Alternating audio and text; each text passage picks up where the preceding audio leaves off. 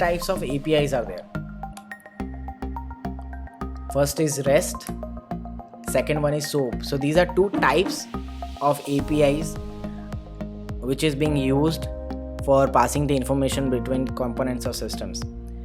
Now let's see what is SOAP.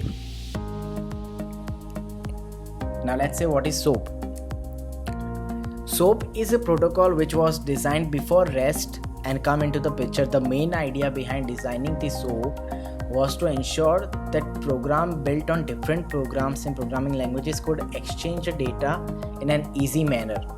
Now, as you've seen in the previous example, in the time of SOAP, there was nothing like an endpoint URL. There was a standard interface which used to be built, and their functions were being exposed through which the methods could be used by different programs or the platforms. And the typical response will look something like this, XML format. So this is the typical output of SOAP APIs which was used earlier. Now REST or RESTful APIs. This was designed specifically for working with components such as media component, files, or even objects on a particular hardware device. Any web service that is defined on a principle of REST can be called a RESTful web service. A RESTful web service uses the normal HTTP verbs of get, post, put, and delete for working with requirement of components. And the typical response type is something like this. This is called a JSON object, which you have seen in the previous example as well.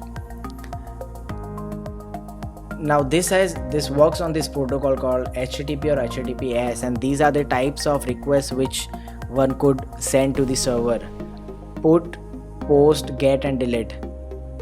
It's basically a CRUD operation which is being done by the APIs.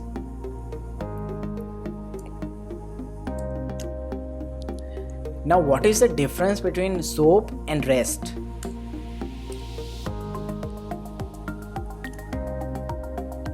So firstly, SOAP is a protocol.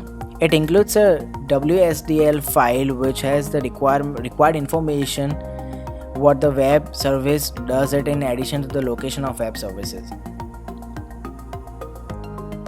While in REST, it is an architectural style in a web service that can only be treated as RESTful service if it allows the constraints of ping.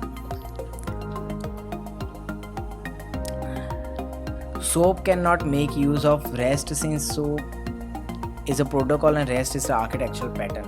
It can adopt the way SOAP works, right?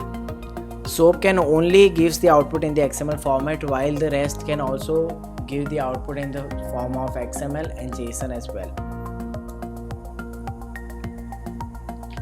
SOAP uses service interface to expose its functionality to the client application. As I said, there was no endpoint URL such as in REST. It is a standard interface which is publicly available, and its method could be used by different components or clients. When in REST, it is used by endpoint URL, such as you can see demo.com/users. As I said, SOAP can only work with XML format, while the REST APIs can work with HTML output, XML, and JSON as well. So these are the type of difference between both of them.